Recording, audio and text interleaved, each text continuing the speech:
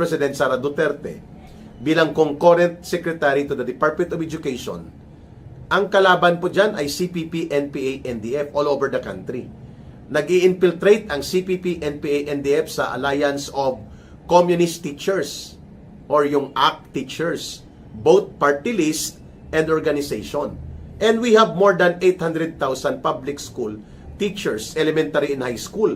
At ang CPP, NPA, NDF, ginagamit niya ang ACT para mag-infiltrate, mag-build ng underground mass organization, mag-recruit para sa Communist Party of the Philippines, sumuporta sa New People's Army at sa National Democratic Front.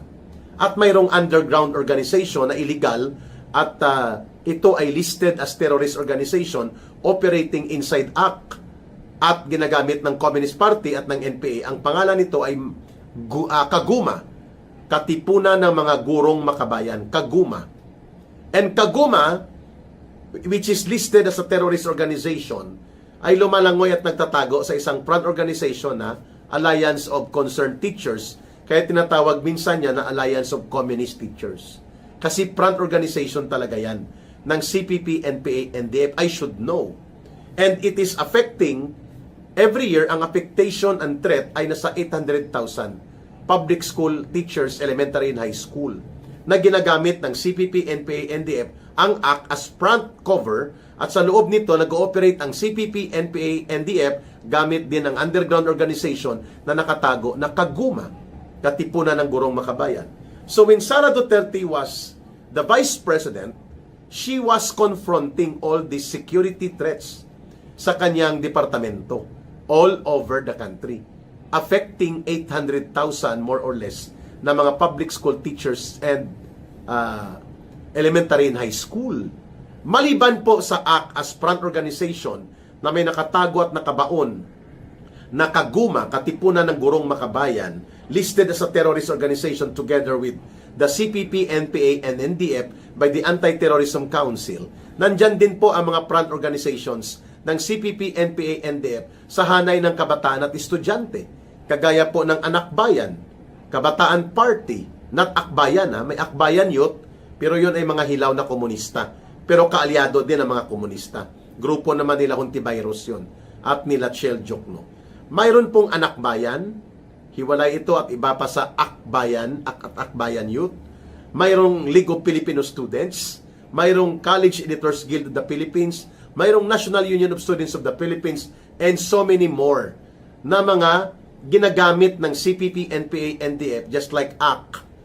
Ang Kabataan Party at Anak Bayan ang pinakanotoryos sa League of Filipino Students na mga front organizations na pinapatakbo at ginagamit ng CPP, NPA, NDF para mag-recruit ng mga underground at nakabataan upang pasampahin sa NPA at maging Communist Party cadre. Kagaya po ng sinabi ko, may Kaguma sa loob ng ACT. Ang Kaguma, illegal po yan at yan ay konektado sa armadong pagkilos ng CPP, NPA, NDF, Katipunan ng Gurong Makabayan sa mga sektor naman po yan ng teachers, public school teachers, both elementary and high school. Ang CPP, NPA, NDF may tinatayo din po na lihim at patago na organisasyon sa hanay ng mga front organizations nila. Ito naman ang KM, Kabataang Makabayan.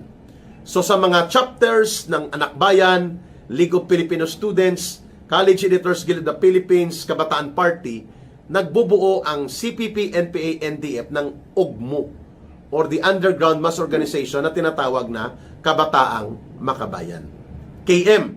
And it is affecting thousands and thousands of our students. Kung kaya nga every time may mga enkwentro ng mga sundalo at pulis laban sa mga NPA na mga teroristang grupo, karamihan po ang namamatay dyan, mga kabataan na nire-recruit mula sa UP, UP Diliman, PUP, and even sa mga high school na mga sakop ng DepEd.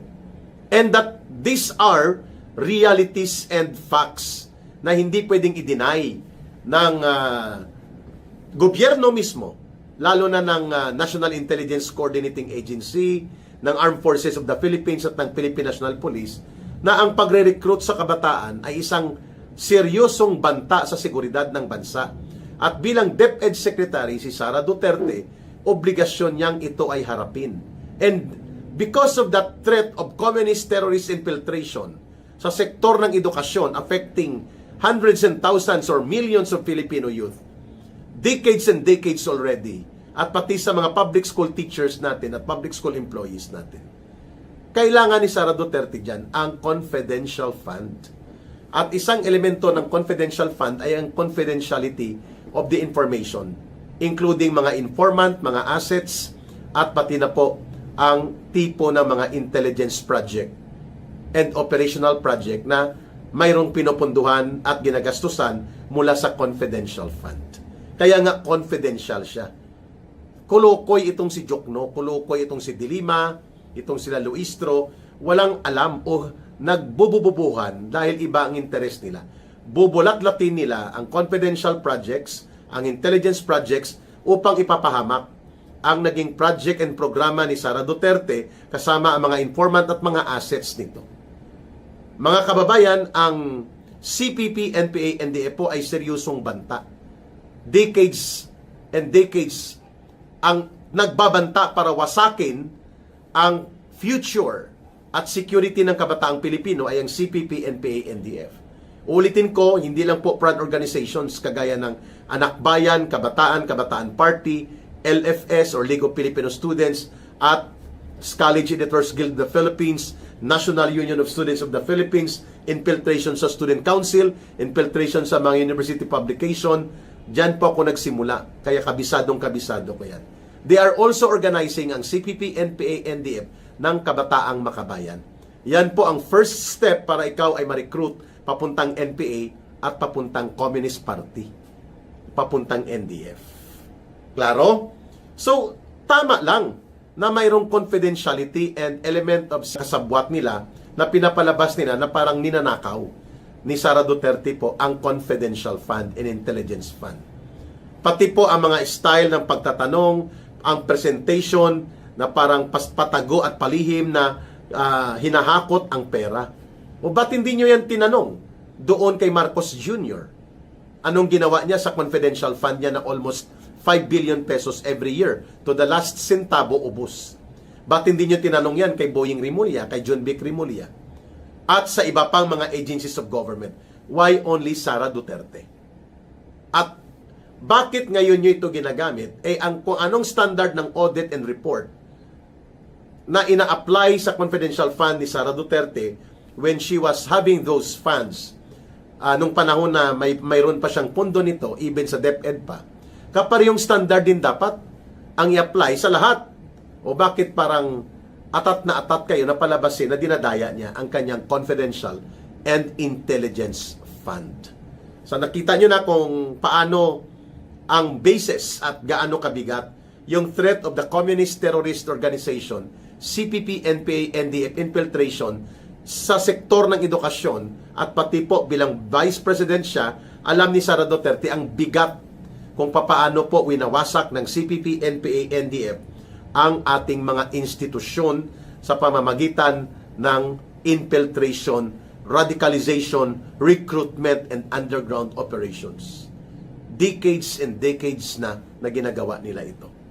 At nilabanan yan ni Sara Duterte kasama ng kanyang tatay, kasama kami, nung binuo namin ang National Task Force to End Local Communist Armed Conflict. Kaya ako nagkakaso kay si Lorraine Badoy, kay Atom Araulio, kay Carol Araulio, kay Teddy Casino. Ongoing pa ngayon. O bakit walang nagtatanggol sa AFP at sa PNP at sa NICA kay Sara Duterte? That indeed yan ay tama lamang, sapagkat kung wala ang mga confidential fund, mahihirapan kang bumili ng mga impormasyon, mag-recruit ng mga informant at mga assets. At hindi mo masusustain ang confidential and discreet intelligence projects kung wala kang pondo all over the country. Lalo na kung DepEd ka. Dahil involved ka sa pag-protect ng kabataan ng mga guro at mga kawani ng departamento. Lalo na ang mga kabataan na as early as 13, 14, 15 years old, pinagre-recruit yan ng CPP, NPA, NDF, lalo na sa mga public high school, mga kababayan. So ako, sa tingin ko, kailangan lang ni Sara Duterte ito may paliwanag ng maayos. Kasi the confidential fund and the intelligence fund na sinasabi ng House Prosecution na parang dinaya, ninakaw niya, ay lumusot naman po ito sa audit report and audit evaluation. Ang hindi nga natin nakita, yung malalaking mga confidential fund na magbabalik tayo sa paniningil at pagtingin sa confidential fund ni Marcos Jr. at ng iba pang mga agencies of government. Bakit kay Sara Duterte lang? Mga kababayan, ang threat sa pangsiguridad na kalagayan ng ating bansa, partikular sa mga pampublikong paaralan, mga guro, mga empleyado, kawani, at mga kabataan at estudyante, nung si Sara Duterte po ay nasa Department of Education, and even until now that she is the Vice President, yan po ay mayroong malaking tungkulin din siya, nagampanan niya dapat yan, at katuwang siya ng Presidente sa paglaban sa mga banta sa seguridad ng ating bansa. Samantalang yung mga dapat imbestigahan, yung CPP, NPA, NDF na mga party list na nakakakuha ng billions of funds mula sa gobyerno, hindi man lang iniimbestigahan. Yung kanilang party list dati, 7 yan sila dyan. Bayad muna, amoy pawis, Kabataan Party, recruiter ng NPA, Gabriela NPA Laber, at ang Alliance of Communist Teachers. O sana punta po for the last 22 years ang kanilang mga confidential, ang kanilang mga budget at mga pondo, billions and billions of pesos. Bakit hindi ito iniimbestigahan? Yan ang dapat imbestigahan at kasuhan. Yan ang dapat pinapatalsik sa gobyerno. Ngayon, may 3 pa sila. Si Antonio Tinio ng Alliance of Communist Teachers, nandyan pa.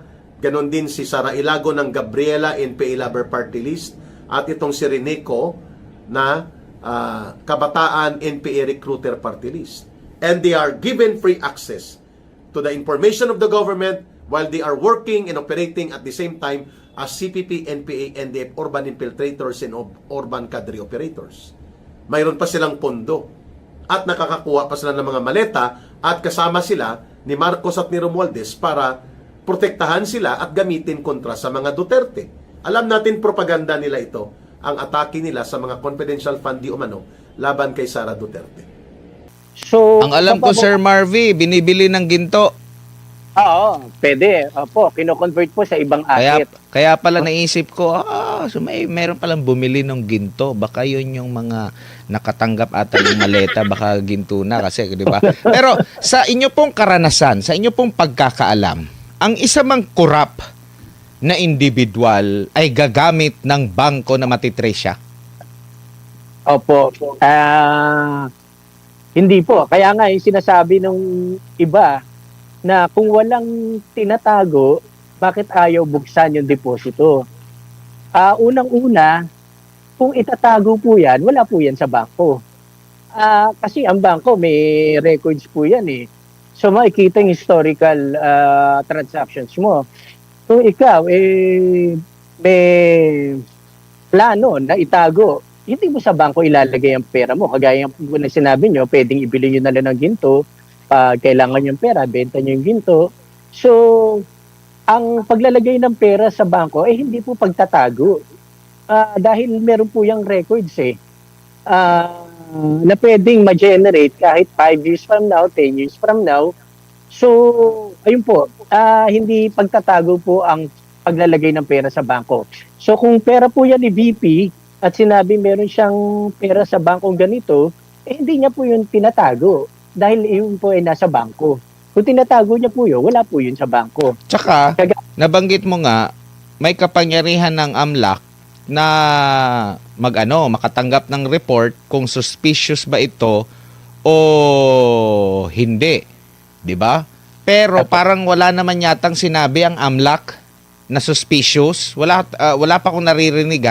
Ang sa kanila lang, sila lang yung nagkwenta na mula noong mayor ata si BP Sara hanggang sa kasalukuyan umabot na daw ng bilyon. Pero yun nga yung paliwanag.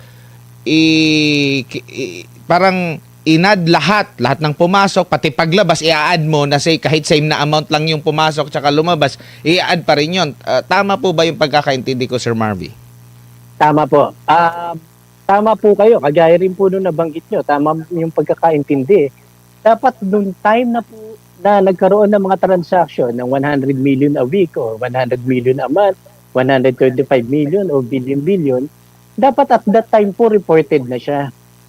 Hindi po yung magba-backtrack tayo at sisilipin yung naging transaction ni VP. Dapat po kung naging suspicious siya, reported na siya at the time of the transaction. Ang nangyari po ngayon sa impeachment, wala pong reported sa AMLA, pero nagba-backtrack po tayo, nagta-trace back po tayo ng mga transactions ni VP. So parang ngayon lang natin sinisilip kung meron ba talagang unusual o suspicious din sa... So useless yung patakaran na suspicious at ano pa yung isa po, sir? covered transaction po. Covered transaction tsaka yung suspicious. Useless pala yung ganong paraan pala na hindi maagapan. Ang purpose nga nun para at least matrigger na, pero umabot pa ng ilang taon bago sinimulan. Kung meron mang pagnanakaw during, even before sa kanyang pagiging vice president, dapat na natimbrehan na yan ng AMLAC. Di ba yung patakaran po na yan, parang prevention is better than cure. Parang ganun ang proactive kumbaga at hindi reactive. Tama po ba ang pagkakaintindi ko, Sir Marvy? Tama po Sir Admar. So ibig sabihin, nung time na Vice Mayor si VP Sara at nakita na nila yan, kasi sinasabi nila na tingnan natin nung time na VP siya kung magkano yung transaction niya sa bangko.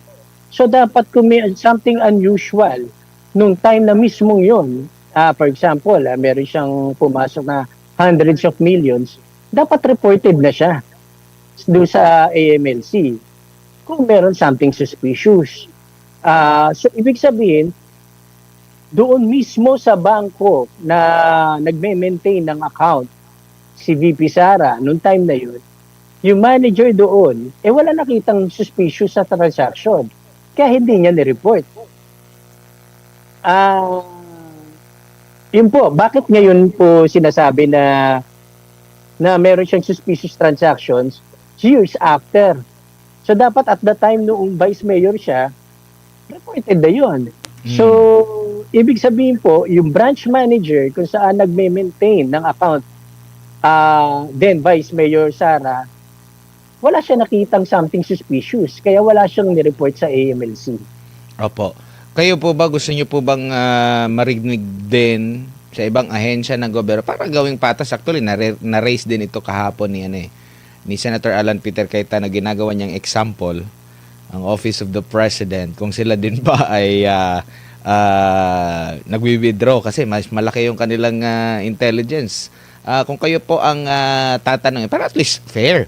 Kasi pag sinabi mong unusual, nandun ka lang pero hindi mo naman alam sa ibang mga, saglit lang, ikaw branch manager ng sa fire exit, yun pala, yung fire exit pala yun, ang labas nun, DepEd na. So, walang ibang ahensya ng gobyerno. Wala siyang makukumparahan. So, ang kanyang makukumparahan is yung mga depositor lang talaga doon na Meron masasabi pa po niyang unusual. Opo. Meron pa po siya makukumparahan kung sakasakali lang po Opo. since we're talking of government agency. Opo. Kung ang Office of the President is sa land bank din, nagde-deposit. Kahit sa ibang branch. Kahit sa ibang branch. Pwede siguro, Yun nga, tatawag siya sa kumare niya doon sa branch na saan hindi po kumare. Meron po tayong tinatawag na, for example, branch manager ka, meron po tayong tinatawag na branch banking group head, yung mas mataas sa'yo. Oh. Pwede mo, Sir Admar, for example, kayo po yung branch banking group head, pwede mo nyo po ba ma-check doon sa kabilang branch kung saan nandun ang Office of the President? Kung yung confidential funds ba nila, ganito rin ang manner of withdrawal. Kung halimbawa po, kasi... Kaya nga, mas maganda po, sir, na hindi lang branch manager talaga yung ipatawag doon para medyo mas mataas yung saklaw at malaman na unusual ba talaga to. Mas yung group head siguro ng mga, 'di ba? Anong tawag ba diyan sa mga pinaka banking group head? Banking group head diyan. So may hawak siyang mga branches. Mas okay 'yan. Mas siguro mas okay 'yon na parang kagaya sa pagtawag nila kay Matibag na medyo mas nakakataas na nakakasaklaw nila doon. Hindi po ba? Tapos hindi lang po I think hindi lang Office of the President and Office of the Vice President ang may confidential funds. So kung ang DILG, mga DND yata at iba pa. DND, Mm. siguro yung DND, DOJ, most likely, land bank din ang ginagamit nito eh. So pwede pong sabihin natin, branch manager na malapit sa DOJ, ganito rin po ba ang pag-withdraw nila ng confidential funds? Para pag sinabi ni branch manager ng show na unusual, meron siya na pagkukmarahan na similar transaction and similar nature ng funds, which is confidential funds. Opo. Siguro bilang panghuli na lang po, Sir Marvy, ano na lang paalala nyo sa ating mga kababayan na baka magdadalawang isip na sila na magbangko kasi mga ganitong usapin na kahit pala pag ikay na pagdiskitan, lalo na sa mga negosyante, ganito pala yung pwedeng mangyari. Alam naman natin na napakarami ng mga batas. Kung hindi ako nagkakamali, maraming batas na nakakasaklaw sa bangko, sa finance natin po, no? Financial records po, Sir Marvy. Apo. Bali, dapat lang po maintindihan ng ating banking public yung trato ng AMLA o AMLC sa ating mga transaction. So, pag sinabi pong suspicious, it does not necessarily mean automatically illegal. So, tinitingnan po ng bangko yan kung based dun sa historical transactions nyo, is hindi siya nagmamatch doon sa, for example, nabanggit ko nga, nagde-deposit ka ng 3,000 a day galing sa kinita mo, bigla ka nag-deposit ng 5 million, that is suspicious. Pero not necessarily illegal. Pwede nagbenta ka ng ari-arian, kaya nagkaroon ka ng 5 million. So, yun po nakakapanood ng impeachment, pag sinabi merong something unusual o kahina-hinala, hindi po automatically illegal. Opo. And then, ayun naman po sa ating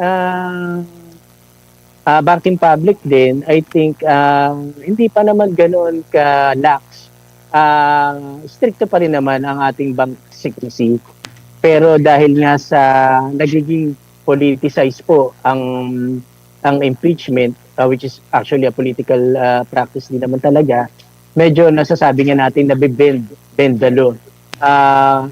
Yung mga dapat hindi silipin, nagagawa nila ng paraan na silipin, which is years before pa nangyari na ang policy ng AMLA dapat at the time na naghinala ka sa transaction, dapat reported mo na sa kanila. Opo. Yun po. Nakaka-curious tuloy ako, Sir Marvy. Kasi yung male-maleta, saan pala winidraw yun? Hindi lang milyon yun. Hindi lang din daang milyon. Bilyong-bilyong piso yung naririnig natin. Yung Opo. pag-withdraw doon,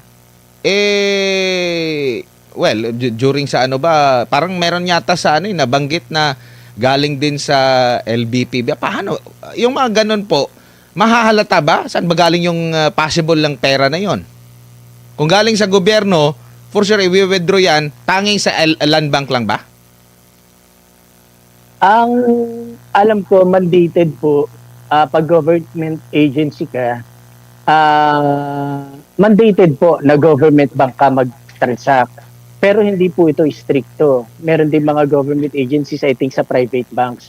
Pero priority po, or bulk of your funds, should be deposited sa government bank. Matagal ko na rin po sinusubaybayan itong issue na to simula ng flood control. And being a banker, sinasabi ko na itong corruption na ito, na-prevent sana kung strictly finalo ng mga branch managers yung suspicious transaction report. Hindi lang po branch manager. Kasi kami po sa bangko, ang mga covered transaction and suspicious transaction report, umaabot ito hanggang sa presidente ng bangko. So, kung meron mga billion-billion o hundreds of millions na wini-withdraw doon sa branch kung saan nandun yung concentrated yung DPWH, dapat nakita na ito ng officers ng bank. Bakit po? Kasi it's very suspicious. Hindi ko nagagamitin yung unusual. It's very suspicious na DPWH and then may contractor, babayaran mo sila ng cash, mag-withdraw na ka ng cash. Meron na po tayong mga online transfer, pwede rin naman through manager's check, which is one-day clearing na lang, very efficient, very effective, very fast.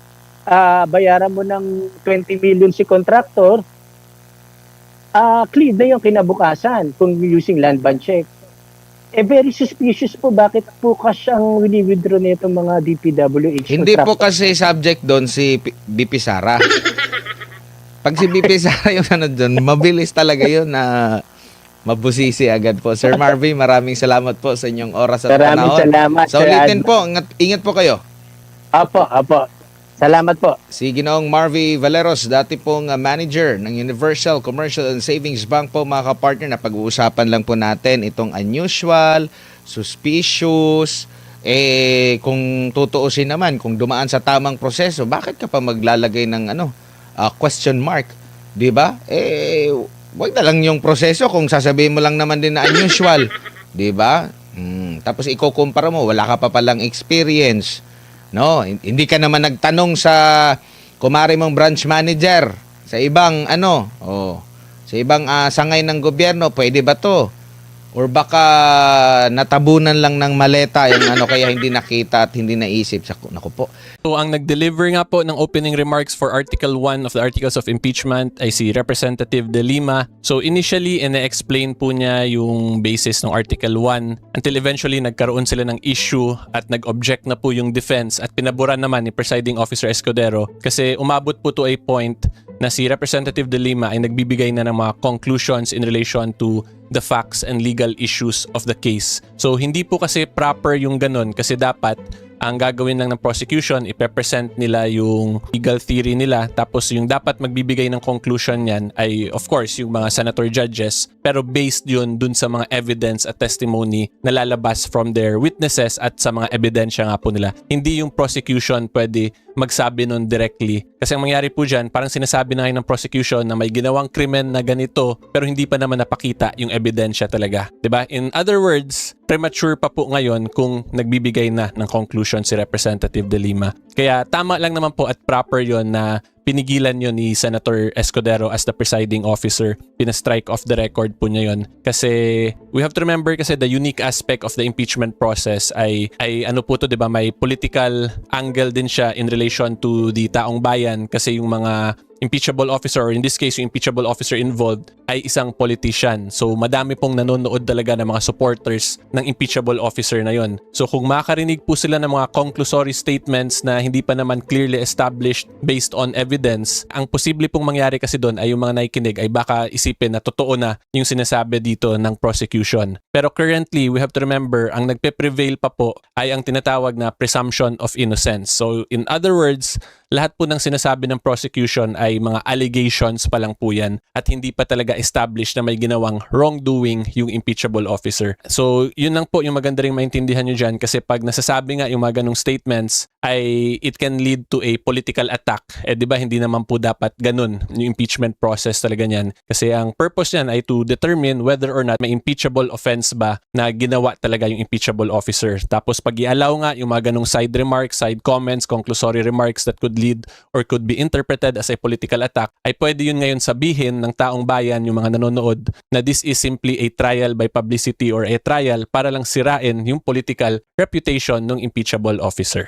Okay, so yan po yung possible rationale niyan. Kaya pinaboran ni Presiding Officer Escudero yung objections dito ni Defense Lawyer Attorney Poa. At sinabi pa nga po ni Attorney Poa dito, yung problem kahit na na-strike off the record ay nasabi na yun, narinig na po ng nanonood na sa mga video na yun ng Senate, so pwede na yun gamitin ngayon as material, di ba? Kasi pwede nila i-play yun and then mag-insert sila ng mga commentary articles or videos. So, yan lang po. Anyway, yung pinaka-point ko lang po talaga, yung mga ganong remarks, side remarks could be interpreted as simply for trial by publicity purposes. Okay, so in simple terms, tama po yung action ni Presiding Officer Escudero na pinigilan niya at pinastrike off niya yung records. And I'm assuming moving forward ay baka mas maging mindful na rin yung prosecution sa mga ganong statements kasi mas naging stricto na ngayon si Presiding Officer Escudero, unlike dun sa first article kung saan medyo lenient pa siya nung sa mga opening statements ng prosecution at ng defense. Okay, so para po mas maintindihan nyo talaga, ipapakita ko po sa inyo yung actual na batas para magets nyo talaga bakit naging issue yung unusual tapos yung suspicious.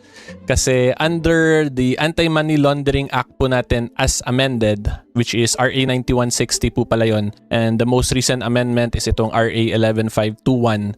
But the main law nga po is RA 9160. Okay, so anyway po, going back, under RA 9160 or the Anti-Money Laundering Act as amended, wala po kasing unusual na term dito or na transaction na ginagamit po yung batas natin. Ang meron lang talaga ay covered transactions, ito po, at suspicious transactions. So yung covered transactions, basahin na lang po natin para magets nyo talaga na hindi lang ako gumagawa ng kwento ko dito kundi yung batas po mismo yung nagsasabi. So covered transactions is a transaction in cash or other equivalent monetary instrument involving a total amount in excess of 500,000 pesos within one banking day. For covered persons under Section 38A, a single casino cash transaction involving an amount in excess of 5 million pesos or its equivalent in any other currency. So in simple terms, pag 501,000 pataas po ang transaction ng isang individual na hindi covered person, considered po yun siya as a covered transaction. So when you say covered transaction, kailangan po yan i-report ng bangko dun sa Anti-Money Laundering Council, yung ganong transaction. Tapos pag covered person ka naman, ang kailangan naman dun is ito, yung 5 million or its equivalent in any other currency. So yan po yung covered transaction. May specific amount po yan at may specific persons para mag-fall dito sa 5 million threshold. Para millions naman yung dinidiscuss doon, di ba? 30 million, 100 million. So most likely, kahit na hindi siya suspicious transaction, ay tingin ko pasok pa rin po yun sa covered transaction. Pero hindi lang po makasagot yung mga prosecution witnesses kung whether or not ni-report ba nila kasi may prohibition po, di ba, sa Anti-Money Laundering Act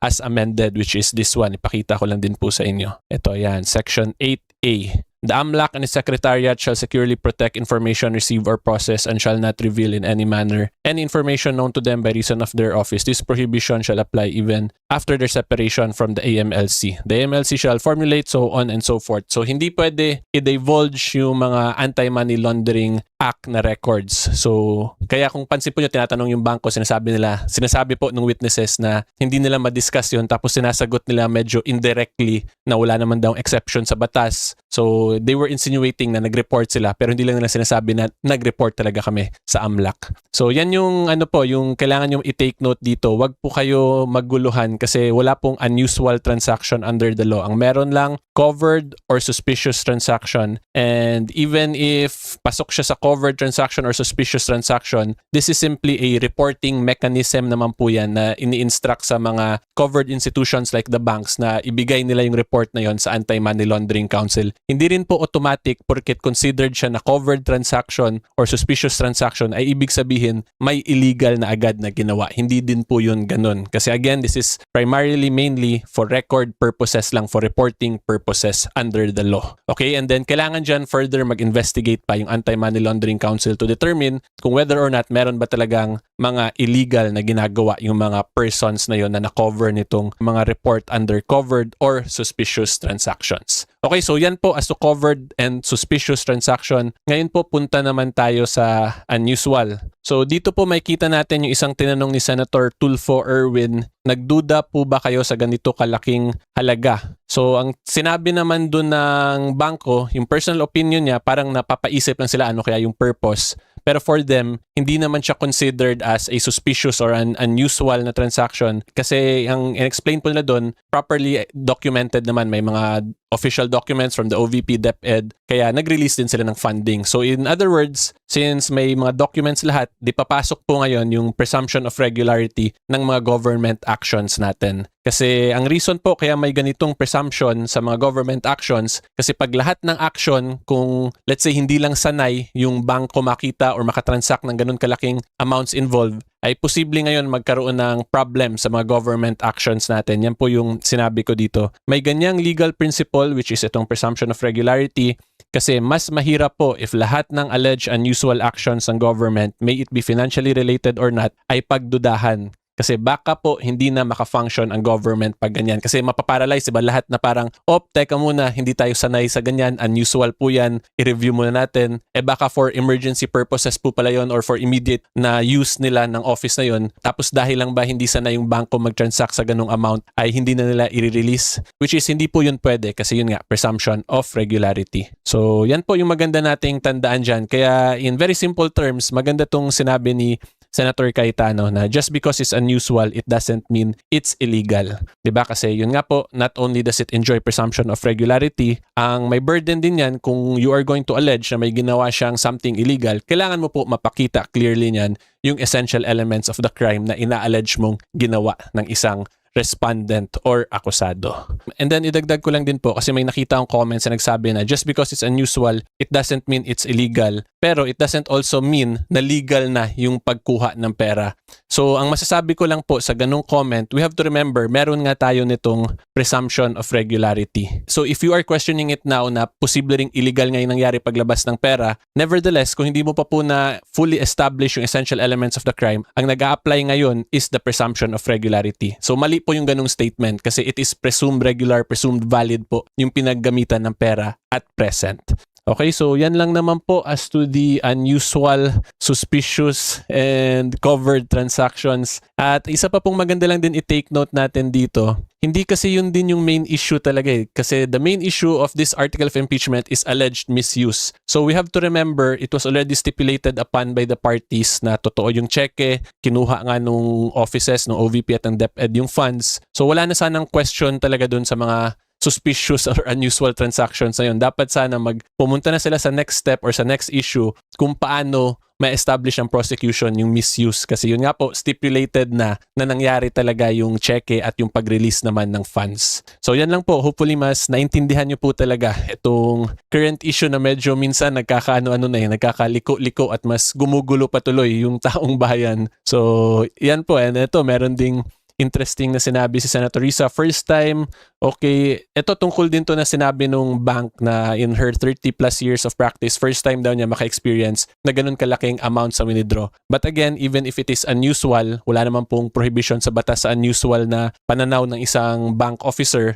So, hindi po automatic, illegal agad yun porkit hindi lang siya sanay. Okay, yan talaga yung pinaka-point ko lang talaga dito. So, yung direct examination po, yun yung pag-present ng side nung party to the case dun sa witness nila. So, in this case, prosecution po yung nagpe-present ng witness nila. So, yung purpose po ng direct examination nila dito sa prosecution witnesses na to ay para mapalakas yung legal theory or yung kaso nila. Para ma-establish talaga nila yung gusto nilang mapakita. So ngayon, ang purpose naman po ng cross-examination ay para basagin yung legal theory or yung legal position or yung kaso ng prosecution. So kung hindi po nag-cross-examine ang isang party or ang defense in this case, it means ang tingin ng defense niyan ay hindi napalakas or na-establish ng prosecution yung kaso nila kasi wala silang kailangan i-clarify or basagin. And if you actually look at the occurrences in the proceeding, nagkaroon naman po ng stipulation of facts, diba? So yung as to the actual land bank checks, whether or not nangyari ba talaga yung pag-disburse ng funds, ay stipulated na, agreed upon, admitted by the parties. So parang wala ng purpose talaga yung pag-present ng prosecution witness na to.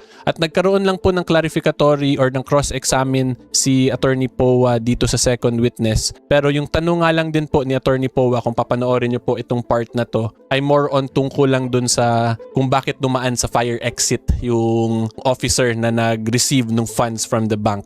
Kasi parang ginagawa ding issue na sa fire exit daw dumaan. So in-explain ni Attorney Powa dito or tinanong po niya na posible ba kaya daw doon dumaan ay dahil magkatabi lang yung offices. Parang ganun po yung pagkaintindi ko sa part na yon. So yan lang naman po ang most likely reason at purpose yan kaya hindi nag-cross-examine si Attorney Powa. Again, it is because most likely confident sila sa current situation nila after na nag-direct examination yung witness.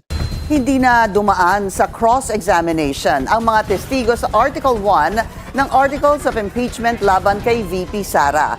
Nasa prosecution din daw ang burden of proof ayon sa depensa. Hindi sumang-ayon ang depensa dito sa panukala ng impeachment court na baguhin ang proseso ng pagsasagawa ng impeachment trial. Kaya ngayong day 10 ng paglilitis, tuloy lang dun sa original na schedule. Pero pagkatapos ng paglilitis kanina, ayon sa depensa, nothing damaging sa mga testimonya ng mga testigo ng prosekusyon. Iginiit ng defense team ni Vice President Sara Duterte, wala sa kanila ang burden of proof kundi nasa prosekusyon ng bola para patunayan ang mga aligasyon laban sa bise. Sa kanilang isinumiting response sa impeachment court, kaugnay ng unang isinulong ni Senator Bam Aquino na pagbabago sa proseso ng paglilitis, sinabi rin nilang lalabagin ng anumang pagbabago sa proseso ang fair play at due process. Bukod pa riyan, ang punto na taliwas ang panukala ni Aquino sa napagkasunduan na ng dalawang panig at ang naaprobahang pre-trial order. Ang pinanggagalingan lang naman ng posisyon namin is where the burden of proof actually lies, and the burden of proof lies with the prosecution. So dapat tapusin nila yung kaso. Natuloy na ngayong araw ang paglilitis sa Article 1 o ang paglustay umano ni VP Sara sa kanyang confidential funds. Pero hindi na rin nag-cross-examine ang depensa kay Violeta Constantino na dating manager ng Land Bank Shaw Boulevard Branch. Nang isa lang ang pangalawang testigo na si Nanita Camposano, naging mabilis lang ang cross-examination ni Atty. Poa, kaugnay ng issue kung bakit sa fire exit dumaan si Edward Fajarda ng DepEd. Bitbit ang pina-encash na mga pera na may kabuang halaga na 125 million pesos. Lumabas po siya sa fire exit dahil po ang land bank ay actually nakadikit sa DepEd compound, hindi po ba? Yes, sir. At lumabas po siya doon para po sa kanyang safety siguro at hindi na po lumabas sa publiko pa dahil nasa loob na po ang DepEd. Ng Yes. Objection, Your Honor. Incompetent. If she As an knows, answer. witness may answer. Only if you know, Madam Witness. The question again, sir? Lumabas po siya sa fire exit dahil safer po yon dahil nasa loob na po siya ng DepEd. Tama po ba? Yes, sir. No further questions, Your Honor. Just to dispel any insinuations, doubts, whatever, as to bakit sa fire exit. But, our job is to just elicit the answers from the witnesses, no, and to clarify certain matters. Bago ang presentasyon ng mga testigo, tinutulan ni Atty. Poa ang opening statement ni House Prosecutor Laila de Lima dahil naglalaman daw ito ng conclusion of facts and law. Ang conclusion of facts ay tumutukoy sa aktwal na nangyari base sa mga ebidensya, habang ang conclusion of law naman ay kung paano ginamit ang legal rule o mga batas sa iniharap na ebidensya. Sa mga paglilitis sa korte, tanging ang hukom o ang judge lang ang nagbibigay ng conclusion of facts and law. Ibig sabihin kasi sinasabi mo na ginawa ng isang tao ang isang illegal na act when in fact, hindi ba napapatunayan at hukom lang naman ang pwede magsabi niya. Binigyang linaw din ni Atty. Michael Poa na kung bakit hindi na siya nag-cross-examination kaugnay dun sa lumabas na unusual yung mga bank transactions dun sa dalawang bank branch. Sabi niya, tinawag niyang petty issue lamang itong tinatawag na unusual.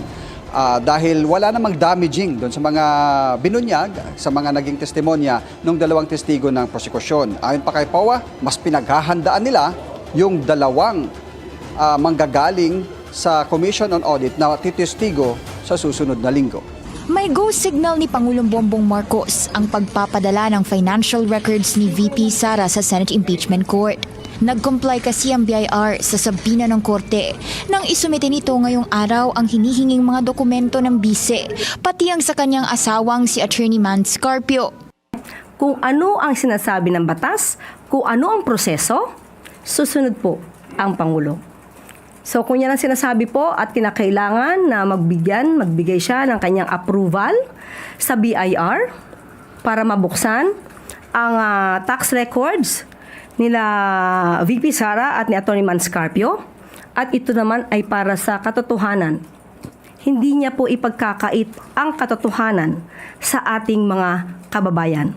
Sakaling tawagin daw itong politically motivated ng mga kritiko, sagot ni Yusek Castro, tumutupad lang ang Pangulo sa proseso. Sa ilalim ng National Internal Revenue Code, kailangan ng utos ng Pangulo bago mabuksan para sa inspeksyon ang income tax returns na nasa pangangalaga ng BIR. Dati na rin nangyari sa impeachment trial ni former Chief Justice Renato Corona na humingi noon ng permiso si ex-BIR Commissioner Kim Henares kay Pinoy para iharap ang sabi sinubpoenaed tax records ng dating punong mahistrado.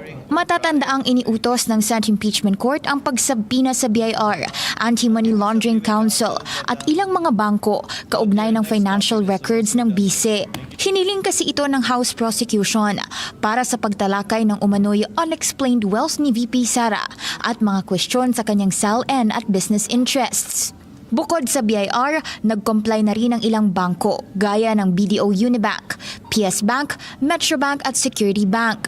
Bilang due diligence, nasa Senado si Kabataan Party List Representative Rene Co para tiyaking turned over ng maayos ang financial records.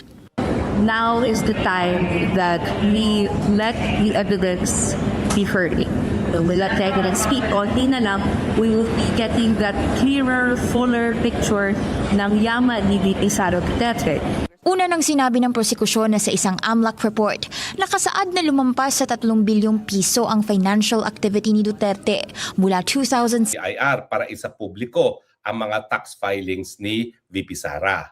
Itong mga tax filings po ito ay ni minsan hindi nabuksan. Kaya nga po nakapagtataka, paano nila nalalaman na yung mga tax filings na yan ay magpapatunay na guilty ng graft and corruption si Inday Sara Duterte? Eh doon nga sa Kamara de Representante, maski ang House Committee of Injustice, bumoto para wag buksan. Kasi nga po, malinaw sa batas na hindi po pwedeng mabuksan, maisapubliko ang mga tax filings ng among others, walang otoridad ang presidente. Pero balikan natin yung aking slide presentation, no? Noong issue ay kung po pwede bang mabuksan nga, no? Now, tignan ninyo na meron lang isang pagkakataon na po pwedeng mabuksan nga ang tax filings. At ano yan? After assessment, income tax returns filed with the Bureau of Internal Revenue constitute public records and may be inspected only upon order of the President of the Philippines under rules and regulations prescribed by the Secretary of Finance upon recommendation of the Commissioner of Internal Revenue. So walang kaduda-duda na mayroong kapasidad itong presidente na bangag na i-authorize ang sasapubliko ng tax filings. Pero tingnan ninyo, babalik ako ulit yung slide ha. After assessment. Ano ba yung sinasabi na after assessment? Ang after assessment, kapag ikaw ay nag-file, sinasabi ng BIR na mali ang dineklara mong income at therefore mali ang iyong binayarang tax. So, ang tanong, hindi issue ang kapasidad or authority ng presidente na isapubliko ang tax filing ng kahit sinong tax filer. Ang issue, meron bang assessment na ginawa sa mag-asawang Mans and Sara Duterte? Sa tingin ko, wala. Pero malinaw ang batas. So ayan, no? After assessment, income tax returns filed with the Bureau of Internal Revenue constitute public records and may be inspected only upon the order of the President of the Philippines. So anong assessment ang pinag-uusapan nila? As far as I'm concerned, kung meron mang assessment, ongoing pa yon. Dahil meron namang proseso yan. Hindi naman yan mabilisan na palibasa, in-assess ka ng BIR, yun na yun. Pwede mo pang i-dispute yan. So sa akin, yung confidentiality ng tax filings is absolute. Ang only instance na po pwede mabuksan kapag merong otoridad na binigay ang presidente, pero ang presidente po pwede lang magbigay ng otoridad matapos ang isang assessment na wala namang kahit anong assessment laban kay BP Sara at ang kanyang asawa.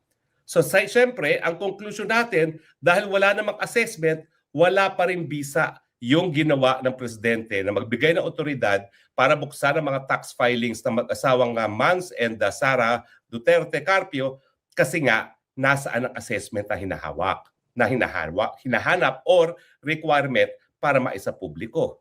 Walang assessment eh.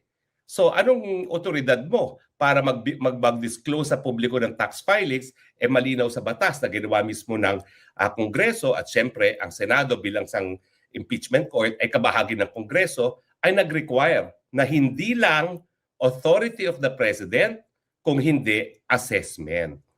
Pero syempre, walang kaduda-duda naman na talagang ang buong akala ni Bangag kapag naisang publiko niya madadawit o madidiin na si BP Sara sa charge ng graft and corruption. Julul. Hindi po ganun yun. dahil by themselves, ang income tax filing ay magpapatunay lamang kung magkano dineklara mong income, magkano binayad mong tax. Now, at most, ang pwede nilang gawin ay gaya nung ginawa sa panahon ni Corona kung saan nagbigay testimonya itong si Kim Henares na dating BIR Commissioner. At ang kanyang testimonya ay yung binayag na buwis over the years ni dating Chief Justice Corona ay napakaliit kung ikukumpira sa naging assets ni Corona. Now, yung ganyang testimonya ba ng isang BIR Commissioner base sa mga tax filings na isinapubliko rin noong mga panahon na yon ni Noynoy Aquino, yan ba'y nagpapatunay ng graft and corruption? Hindi. Kung maaalala nyo, hindi naman na-convict si Corona dahil sa unexplained wealth na gusto sanang patunayan ng prosecution sa pamamagitan ni Kim Henares dahil yung conclusion ni Kim Henares na yung taxes na binayad, yung kita na dineklara ay hindi proportionate doon sa nakalap na yaman ni Corona. Hindi naman yun ang naging basehan sa kanyang conviction, hindi sa unexplained wealth, hindi sa graft and corruption, na ang basehan lamang ay doon sa hindi pagdedeklara ng tamang Statement of Assets of Liabilities and Net Worth or SALN ni Corona, full stop. Pati nga yung mga dollar deposit na nasiwalat ni Conchita Morales na naisa publiko maski na ito ay pinagbabawal sa foreign currency deposit law, no, ay nabaliwala. Kasi well, hindi siya nabaliwala, but yun yung yaman na hindi na-deklara sa Statement of Assets of Liabilities and Net Worth. Ibig sabihin, maski protektado ang mga dollar deposits, pero dahil napatunayan na merong ganyang dollar deposits, dahil si Corona naman ay nag-waive na kanyang secrecy of the bank deposit law, kasama na dun sa mga dollar deposits niya, ang napatunayan ng Kongreso, dapat yung dollar deposit na yon na-include sa Statement of Assets of Liabilities and Net Worth, na hindi naman na-include. So yun ang naging dahilan sa conviction. Hindi dahil sa graft or corruption, hindi dahil sa unexplained wealth. Dahil on its own, ang tax declarations, ang tax filings, at saka yung mga buwis na binayad can only show na on its totality, over a period of time, hindi tama yung assets katumbas doon sa sinasabing kita taon-taon at buwis na binayad. Para mapruebahan ang graft and corruption, kinakailangan pa rin ng ebidensya ng pangungurakot. Kapag wala kang ebidensya ng pangungurakot, magre-rely ka lang doon sa batas na nagsasabi na kapag unexplained wealth ang pag-aari ng isang tao na nagtatrabaho sa gobyerno, pwede magkaroon ng presumption na yan ay ill-gotten. Pero pwede naman yan maribat. Nagbenta ako ng lupa. Dati walang balor. Ngayon, mahal. Di natural yan na explanation. Kaya biglang lumobo ang iyong assets, no? At ang iyong net worth. So, hindi pa yun automatic. It only gives rise to a presumption na pwede pang maribat. So, sa akin, kung ang kanilang pakay sa paggamit ng mga tax filings ay para pruebahan ang unexplained wealth or di naman kaya graft and corruption, hindi po yan tatayo. Kasi nangyari na po yan kay Corona, hindi naman po naging sapat yung ganyang mga dokumento para mapatunayan ang graft and corruption or di naman kaya ang unexplained wealth. Isa pa po, kinakailangan material, kinakailangan relevant. Paano nila sasabihin na yung mga taxes na binayad ni VP Sara at na kanyang may bahay ay mapapatunayan na sila ay kurakot, samantalang wala pang nakakakita ng mga tax filings na yan except si VP Sara at ang kanyang asawa at siyempre at ang BIR. In other words, bago ka makagamit ng ebidensya, ang definition mismo ng material at relevant ay ito yung mga bagay-bagay na magpapatunay ng mga paratang sa hukuman. Paano mo alam na ito'y magpapatunay ng paratang na siya'y kurakot, samantalang hindi mo alam kung anong sinasabi ng mga tax filings na yon? So on that point alone, talagang anong materiality, anong relevance, wala ka naman kasi kahit anong ebidensya pa na napapakita na kurakot si VP Sara. Ang tanging napakita nila ay nag-withdraw ng milyones sa bangko. Pero ang mga bank officials mismo nagsasabi, bagamat ito hindi nangyayari araw-araw, wala namang illegal dito. sa pag-withdraw. Dahil pag-withdraw lang yan. Kaya tama naman yung ginawa ng abogado ni BP Sara, no cross your honor. Kasi wala naman silang napruebahan other than nag-withdraw. Nasa ang ebidensya ng pangungurakot, nasa ang ebidensya ng unexplained wealth. Yan ang problema ng prosecution. Wala kasi silang mapakitang ebidensya either ng yung mga marangyang kayamanan, gaya ng nangyari sa kaso ni BP Binay noong mga panahon na yon, at wala sila talagang ebidensya kahit sinong magsasabi kurakot si BP Sara. O narinig nyo na, yung nakakulong na kidnapper na si Madriaga, na pati ako pilit na sinisira, na ako daw ay kaya lang ko siya pinakulong dahil tinutulungan daw niya yung mga farmers na naging victim ako ng land grabbing. Hindi na nila pepresenta. Kasi nakita nila sa format ng impeachment na nakikita ang buong daigdig, magiging katawa-tawa lang sila kung gagamit sila na isang tao na minsan nasentensyahan na ng kamatayan dahil sa kidnapping at ngayon nakakulong na naman. Mabuti sana kung siya nagkamali nung minsan na pagbigyan ng Korte Suprema na reverse ang death penalty on automatic review. Pero nakakulong na naman. Paano mo naman paniniwalaan yung ganyan? Paano nyo rin paniniwalaan yung tao na nagpaparatag sa akin ng mga kriminal na mga bagay? Siya'y nakakulong, siya'y nakakulong. Dahil nga sa capital offense. So, pati yung sasabihin sana ni Madriaga na siya ang nag-deliver ng pera galing sa confidential funds na wala na parang bula. Diba? Kasi alam nila sa format na lahat ng tao nanonood, pagtatawanan sila ng taong bayan. Dahil sa ngayon, naka-4 na silang testigo o 5, wala pa silang napapatunahin na kahit ano.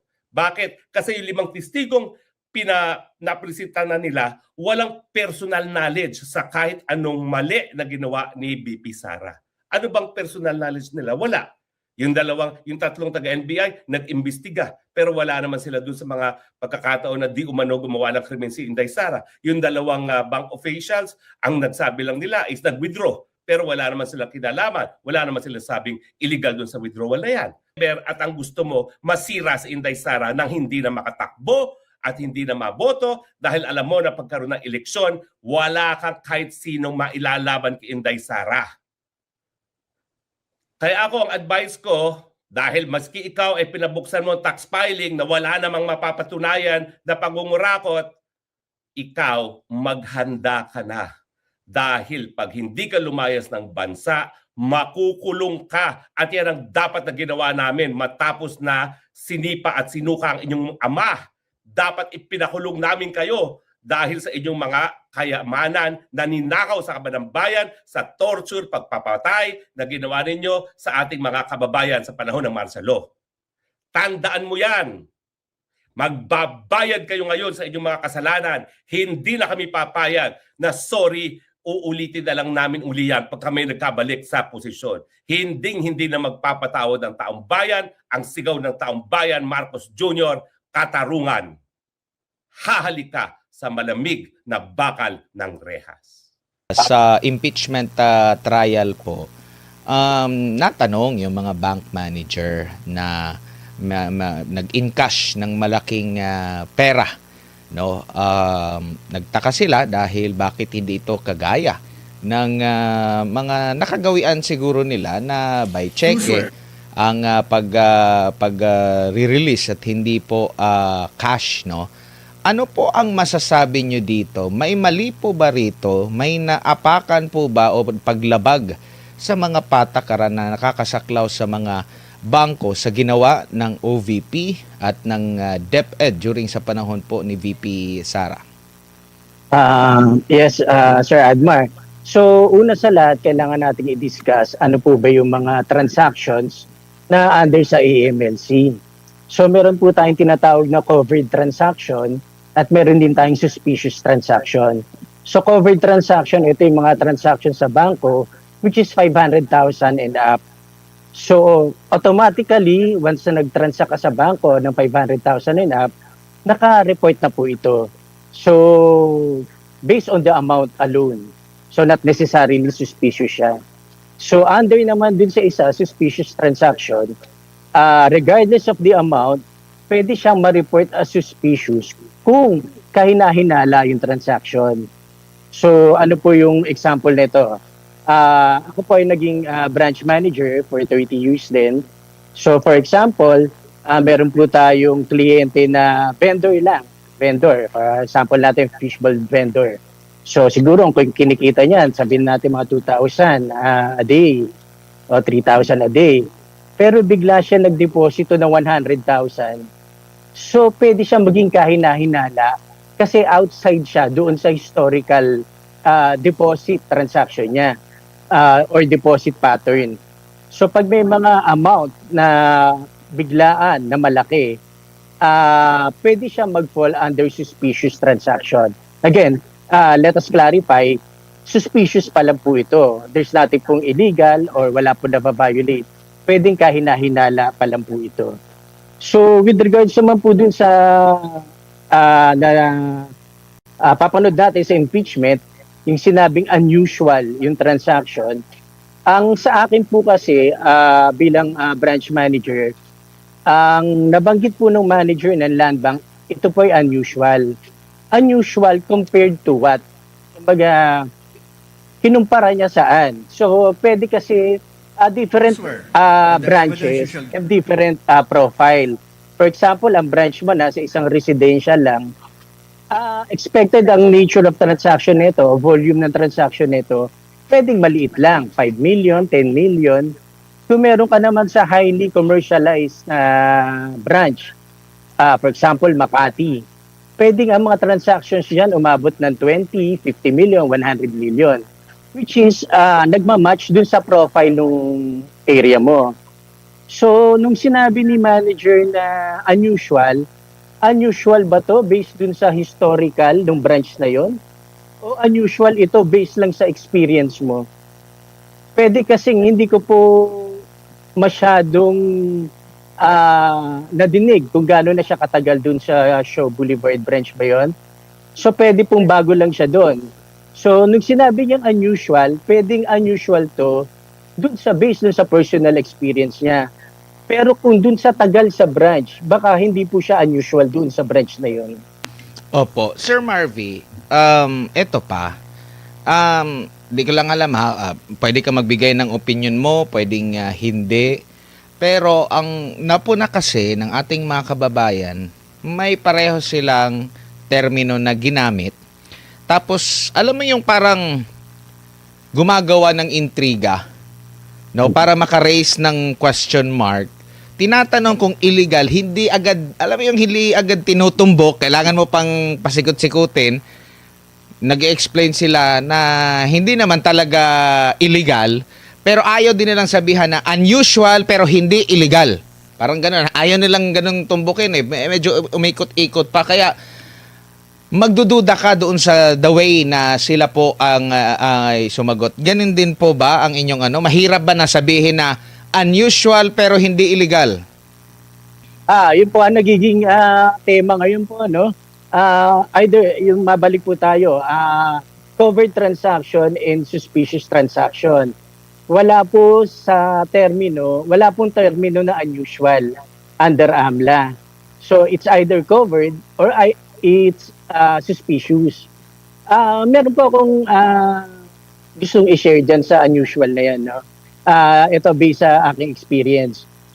Tuwing linggo po, nagsisimba ako. And then sa labas ng simbahan, meron pong isang pulubi na nangihingi ng pera sa mga taong lumalabas sa simbahan. So binigyan ko ng pera tong pulubing to. And then pumunta ako, magbe-breakfast sa fast food. Nakita ko yung pulubi na umorder ng mas mahal pa dun sa in-order ko. Ako, basic na kape lang sa sandwich. Pero siya, complete hot cake, may hash browns pa eh. So, para sa akin, unusual yon. Pero doon sa mga staff, doon sa fast food na yon, parang hindi unusual sa kanila eh. Siguro, araw-araw kasing nila nakikita yung pulubing yun na kumakain after mamali mo sa simbahan. So, yun po ang sinasabi ko na baka doon sa manager na po yun, unusual sa kanya yon, baka galing po siya sa isang branch na residential o maliit lang ang volume ng transaction. Noong nalipat siya sa government, sa isang land bank branch na malapit sa isang government agency like yung DepEd, biglang malalaking transaction na. So para sa kanya, based on her personal experience, very unusual. Kasi nasanay siya sa maliit na transaction. Kaya sa bangko po, kung ang present sa'yo na cheque is complete, nandun yung authorized signatory, nandun yung amount, nandun yung date, tama naman po lahat. So wala pong unusual doon. So napanood ko rin at nabanggit na merong notice in advance. And then meron ding supporting parang document o explanation on the transaction.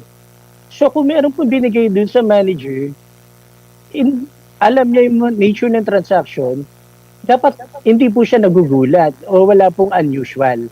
Yun po yung sa akin po Kasi expected ko na pag government agency, syempre mga budget niyan into billions, pwedeng malalaki talaga yung transaction niya as a government agency. Pero kung ako ay na-assign lang sa branch, for example sa residential, sa Marikina, maliliit na transaction lang ang na-experience ko. Pagdating niya sa government agency, malalaking transaction, baka kaya nasabi niya unusual. Opo. Eto pa, kasi ang nababanggit or ang posibilidad kasi hindi pa naman sinasabi kung para saan talaga yung pera na yun, no? At ang isa sa mga iniisip, wala din silang karapatan, yung bangko, na magsabi kung saan ba galing ang perang ito, no? Yung encashment na yan ng pera. At nababanggit nga na possible, ito ay confidential o intelligence fund na maaaring diskarte ng ahensya kung paano niya ito ibabayad or intended na ibibigay. Walang pakialam ang bangko, dapat hindi rin siya magbigay ng komento ukol dito. Maliban na lang kung meron siyang nakitang illegal doon sa proseso. Bakit pa siya magbibigay ng komento rito? Di ba? Tama po. Kagaya po sa isang regular transaction, halimbawa experience ko sa bangko, meron isang regular client na ang balance na account niya is around 100,000 lang. Bigla siya magde-deposit ng 5 million. So, ang ginagawa po ng mga bangko is tinatawagan yung client na yun to determine saan po galing yung 5 million na yun. So, pag sinabi niya nagbenta po kami ng property, hinihingi po ng bangko yung copy ng deed of sale just to establish the legitimacy of the transaction. So, pag wala pong naibigay, pwede pong i-file na suspicious transaction siya. Pero kagaya nung nabanggit niyo po na at kagaya nung napanood natin na may advance notice, tapos may explanation dun sa transaction, which is confidential funds. As a part sa manager, that would be enough para ituloy yung transaction. There's nothing suspicious, there's nothing illegal, kasi binanggit kung saan gagamitin o para saan yung encashe na isagot, yun po ang suspicious. Pero sinabi po sa impeachment trial, may advance notice and may explanation din po kung saan gagamitin yung pera. So dapat wala na pong kahina-hinala doon sa transaction na yun. Opo. Tingin niyo po mali yung kanilang tinawag na witness at para paniwalaan yung unusual? Kasi ang ini-imagine ko po, Sir Marvy, hindi siya masyadong mabigat sa akin kasi baka first time niya doon sa branch na yon na na-timing din na first time na nagkaroon ng Intel Fund kasi kilala naman natin ang mga Duterte, yung paglaban po nila sa insurgency, yung role nila po, unang ang hiningi na position is yung sa security nga. So, nandyan naman, binigay naman yan sa unang bahagi ng kanyang termino yung intelligence fund. So, na-timing lang na naging branch manager siya doon at never pa siyang naka-experience, mas maigi ba na ang maging witness, pinaka-pinuno mismo ng Land Bank para maikumpara. Ito bang halaga na ito na ini-encash, unusual ba? Compare natin sa ibang mga ahensya ng gobyerno na merong intelligence at confidential fund. Para makumpara talaga kasi hindi malawak yung karanasan nung land bank manager na yun, in pagdating sa ahensya ng gobyerno na nakakasaklaw, may hawak po na confidential o intelligence fund. Natumbok niyo po, Sir Admar. Kagaya po noong una kong sinabi, yung pambungad po natin, nung sinabi po ng manager na unusual compared to what? Dapat sinabi niya unusual to kasi 10 taon na ako dito o 15 years na ako dito na hindi pa ako nakaka-experience ng ganitong kalaking transaction. Pero tama rin po kayo na pwedeng hindi siya nakaka-experience ng ganong kalaking transaction, pero legally, binigay naman yung budget ng confidential fund sa Office of the Vice President or sa DepEd. Binigay naman po. So there's nothing illegal. So kung nagkaroon ng transaction for the confidential fund, COVID po ito. COVID ito ng budget, COVID po ito ng policy dun sa confidential fund. So dapat walang term na unusual kasi explained po yung transaction. So, At kagaya sa mga ibang witness, sana yung mga senator judge, mag-isip din, saglit lang, competent ba siya na magkumpara lang based sa kanyang experience. Doon sinasabi nila, almost 3 dekada na sila, pero first time nga nila na ma-encounter itong ahensya ng gobyerno na suddenly mayroong intelligence fund. Tanongin natin, yung ano na lang, book sa kabuuan, yung land bank na lang, kung unusual ba talaga ito. Halimbawa, OP, Department of National Defense, DND, ano pa ba yung may mga intelligence fund kung hindi ba yan sila nag-i-encash? Tama po. Sir Admar, kung susundin natin yung logic na sinasabi ng manager, dapat kung pwede nating tanungin ang AMLC, yung branch ba ng land bank kung saan nagkaroon ng hundreds of millions of withdrawals yung sa mga DPWH natin, ni-report ba as unusual o suspicious? Kasi mas suspicious yun kasi hindi yung confidential funds payable ata ito sa mga contractor. Pero bakit hindi MC ang ginamit, manager's check? Bakit cash withdrawals? So kung susundin natin yung logic ng branch manager ng land bank, tanungin natin ang AMLC na yung transaction ba ng DPWH is unusual and reported. So kung hindi siya reported, pagtas kinumpara mo dito din sa transaction ng DepEd na unusual, hindi po nagtutugma. Hindi siya nagmamatch.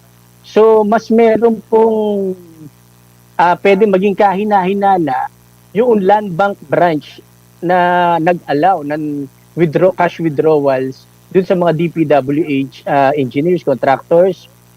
Bakit cash withdrawal? Pwede naman bayaran yung contractor na manager's check. Ito ba ni-report dahil ito mas kahina-hinala po ito. Opo, ang problema lang po dito, wala namang nilabag. Bakit pinamumuka ang merong paglabag?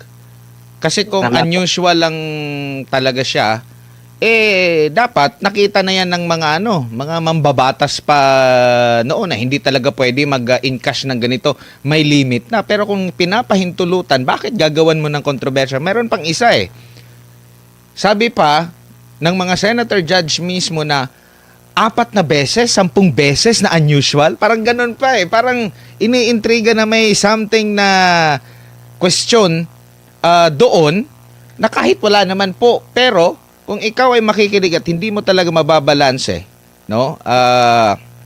iisipin mo talaga na may ginawang masama. Lalo na yung yung naratibo po, Ginong Marvy. Tama po. Actually, yung manner ng pag-withdraw, kagaya po na nabanggit nyo, is parang hindi na saklaw doon sa para magkaroon ng conclusion yung branch manager. Kasi how the confidential funds will be disbursed, nasa policy na po yun ng ahensya na humahawak ng confidential funds. Ang concern lang po ng bangko is yung withdrawal ba para saan? Kung na-determine naman na ito ay para sa confidential funds. Saka po, ang isa po, Sir Admar, na tinitingnan natin dito, ahensya po ng gobyerno ang nagwi-withdraw. Hindi po ang VP. Hindi niya ito personal account. So ito po ay account ng Office of the Vice President and account ng DepEd. So ang alam naman natin kahit sa corporate setup, hindi naman po ang funds ay hindi kontrolado ng isang tao lang. May check and balance yan lagi. May mga control measures. Meron po tayong maker, prepared by, reviewed by, approved by.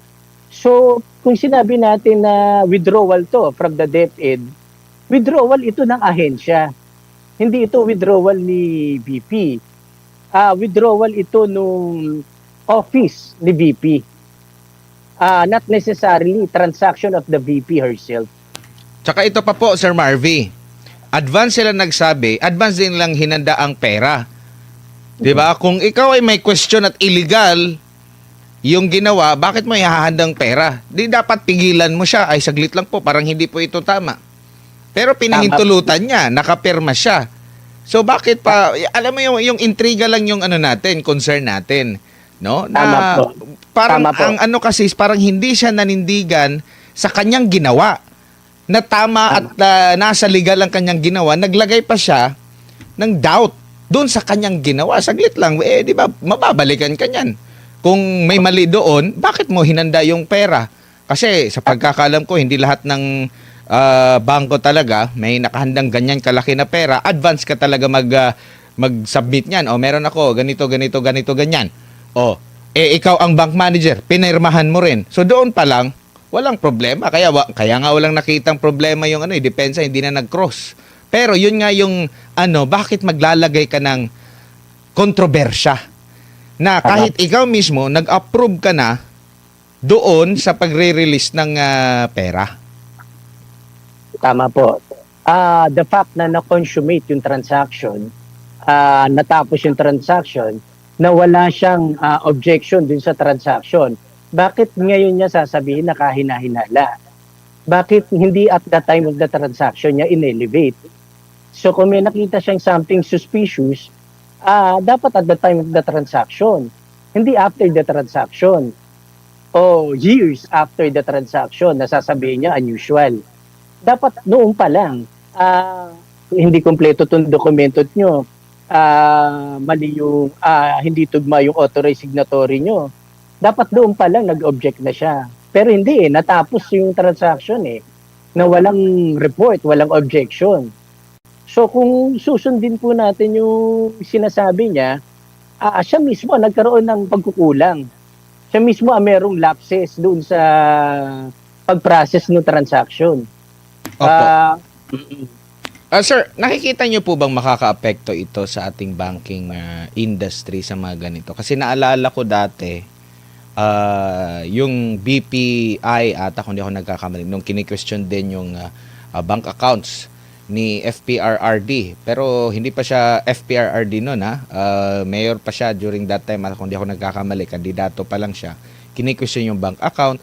Nagtataka kasi bakit may lumabas na transaction? Bakit na ganito, may kopyang ganito na umabot sa punto na maraming mga supporter ang nag-withdraw doon. Kabilang din natin, kung di ako nagkakamali, correct me if I'm wrong, si Senator Robin Hood Padilla na dati supporter, hindi pa siya senator, talagang siya na mag-withdraw or ipasasarado na yata yung account niya kasi parang hindi safe. Sa ganito pong mga pangyayari po, makaka-apekto po ba ito sa banking industry natin, sa tiwala na, hindi pala safe yung pwede pala ganito, ganyan, mapagdududahan. The more na, 'di ba, hinihikayat natin magbangko ang ating mga kababayan, mas safe pag magbangko, pero ganito yung mga isyung naririnig po natin, Sir Marvy. Apo. Bale, Sir Admar, napakalaking epekto nito sa publiko. Kasi unang-una po ang batas ng bank secrecy ay ginawa to protect po yung privacy ng deposit. So ibig sabihin, para ma-encourage ang mga tao na mag-save sa bangko instead na ilagay lang nila o itago sa bahay, nilagay po yung batas ng bank secrecy na walang kung sinong man ang makakaalam ng iyong deposit. Actually, hindi lang po yung amount yung pagsasabi lang po na meron kang deposit sa ganitong bangko, bawal na po iyon. violation yun ng bank secrecy. Kaya po ginawa ang bank secrecy to encourage the public na ang pera nila ilagay sa bangko. Kasi alam naman po natin na mga pera nasa bangko, yun naman po ang pinapautang ng mga bangko sa mga negosyante. So nakakatulong talaga ito sa economy natin. So kung ang publiko ay mawalan ng tiwala sa banking, withdrawin nila ang pera. Si John B. Crimolia sa DILG, each one of them ay may around 500 million pesos every year na confidential fund. Hindi pa natin alam sa ombudsman kung mayroon din si Boying, malamang mayroon dyan sa panibagong budget niya na hihingin. So hindi lang po si Sara Duterte ito. Kung hindi ipokrito at tarantado itong House Prosecution Panel at hindi gawa-gawang misteryo ang kaso nila, ba't hindi nyo inuna si Marcos Jr.? Saan niya ginagamit ang mga confidential fund niya? Kasi kung paano ginamit ito ni Sara Duterte sa standard of audit at sa standard of reporting, kapareho din po yan ang standard of audit and reporting sa lahat. O bakit singled out si Sara Duterte?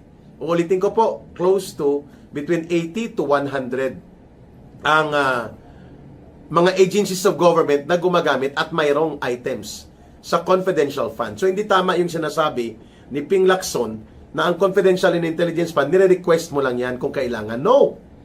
It is part inherent na ginagamit ng mga agencies of government yan. Hindi po mali yan. Lalo na kung yan ay ipapasa at papayagan sa budget. For example, siguro hindi rin bababa sa mga 500 million ang confidential fund ng Bureau of Customs. Pero grabe pa rin ang nakawan. Grabe pa rin ang smuggling. Di po ba? Terrible. Sa Bureau of Immigration and Deportation, BID, mayroon din confidential fund. NBI.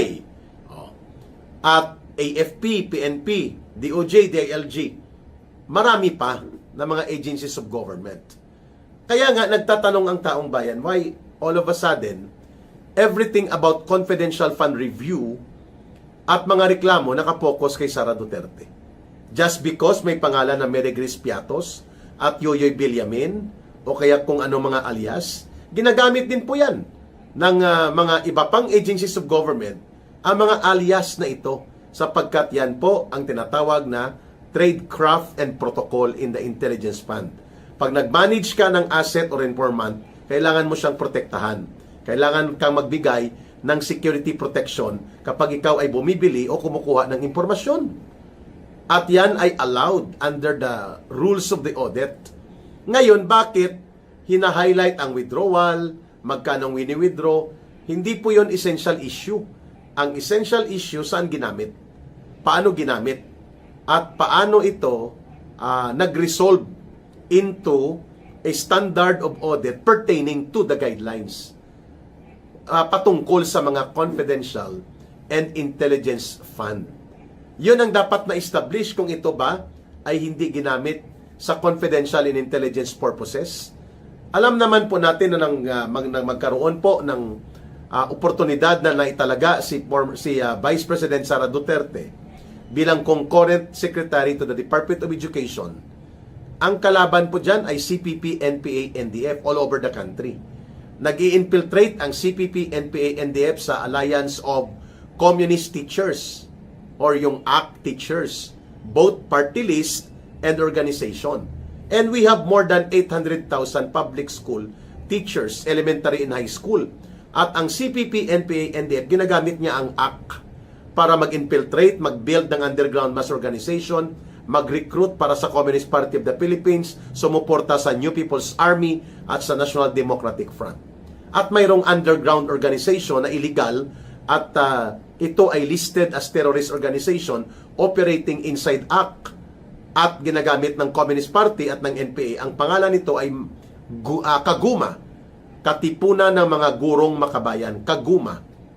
And Kaguma, which is listed as a terrorist organization, ay lumalangoy at nagtatago sa isang front organization na Alliance of Concerned Teachers, kaya tinatawag minsan niya na Alliance of Communist Teachers. Kasi front organization talaga yan ng CPP, NPA, NDF. I should know.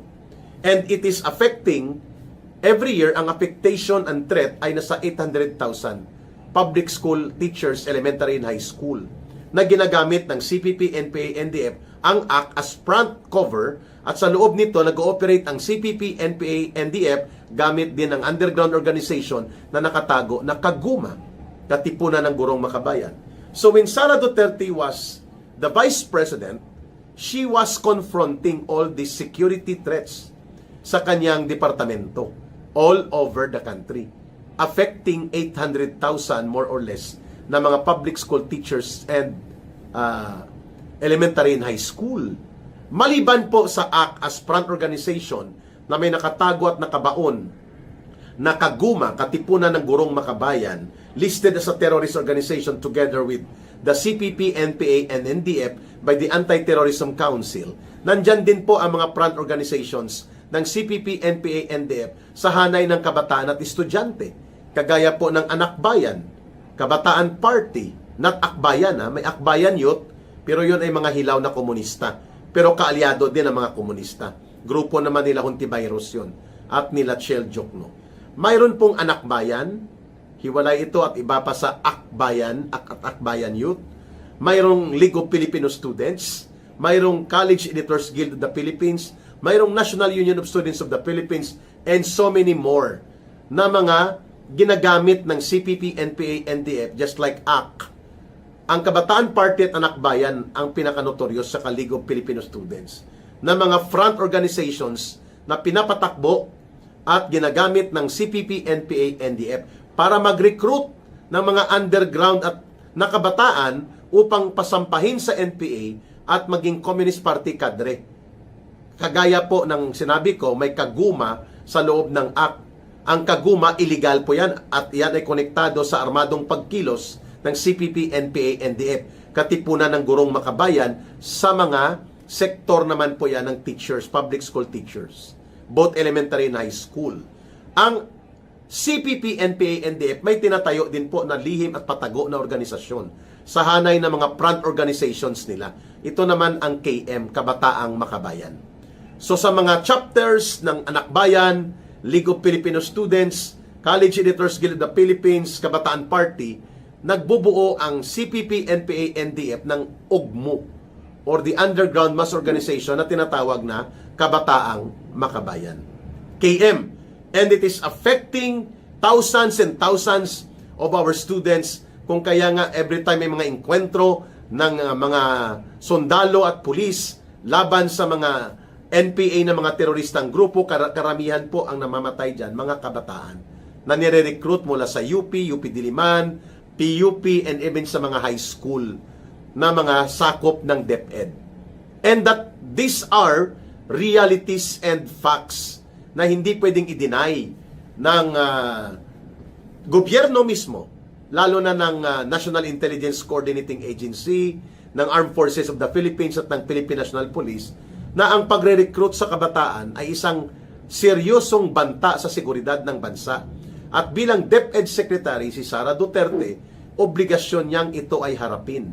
And because of that threat of communist terrorist infiltration sa sektor ng edukasyon affecting hundreds and thousands or millions of Filipino youth, decades and decades already, at pati sa mga public school teachers natin at public school employees natin, kailangan ni Sara Duterte dyan ang confidential fund. At isang elemento ng confidential fund ay ang confidentiality of the information, including mga informant, mga assets, at pati na po ang tipo ng mga intelligence project and operational project na mayroong pinupunduhan at ginagastusan mula sa confidential fund. Kaya nga confidential siya.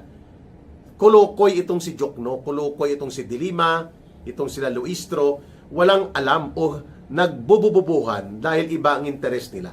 Bubulat-latin nila ang confidential projects, ang intelligence projects upang ipapahamak ang naging project and programa ni Sara Duterte kasama ang mga informant at mga assets nito.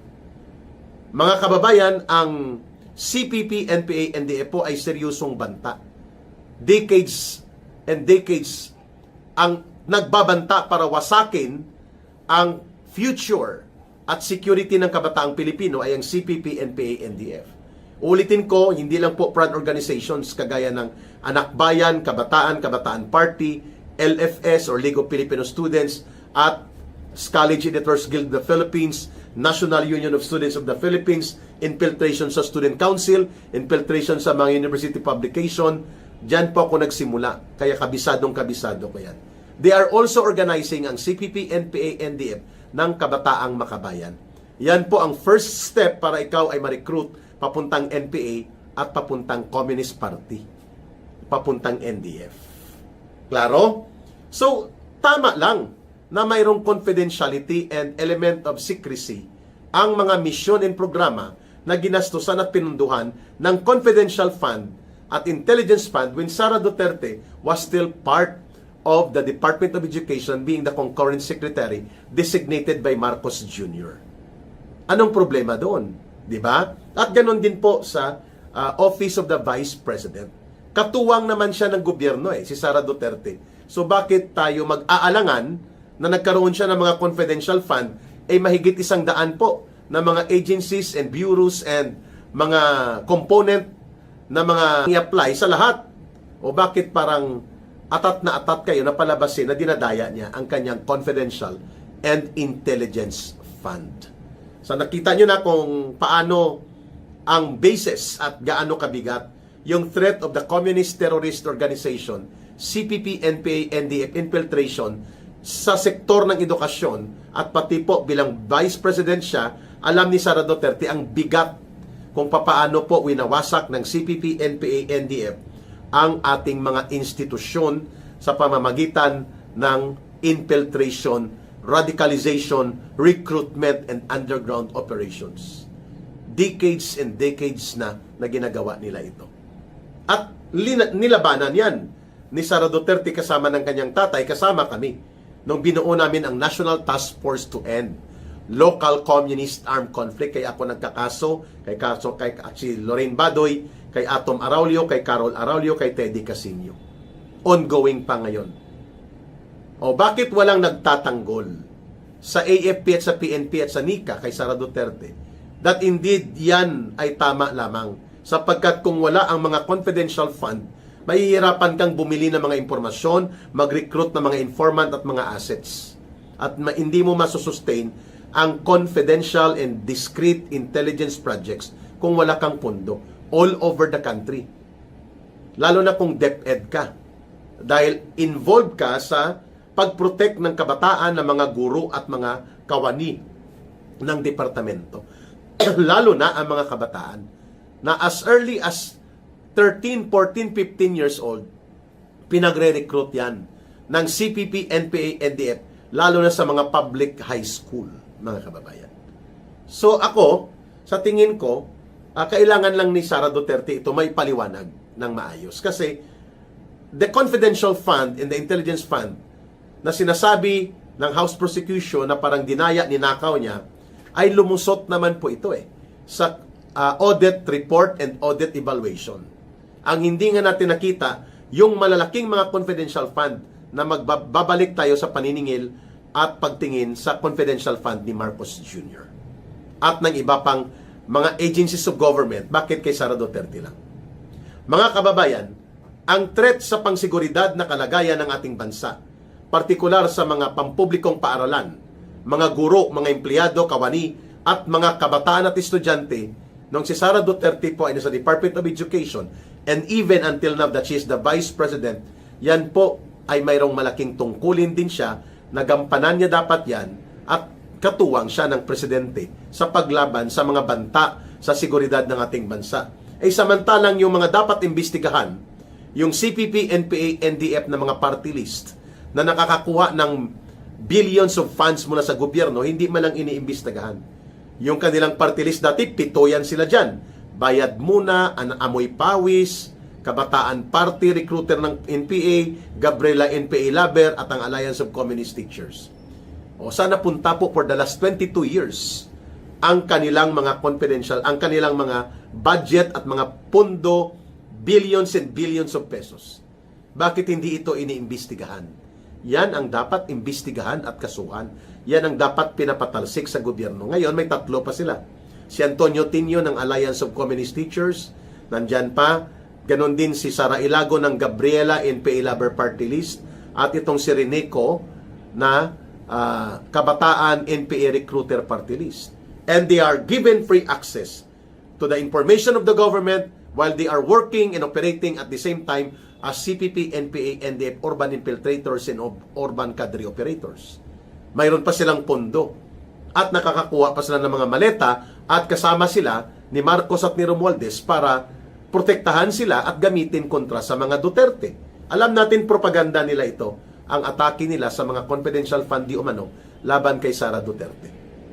So, Ang alam ko, Sir Marvy, binibili ng ginto.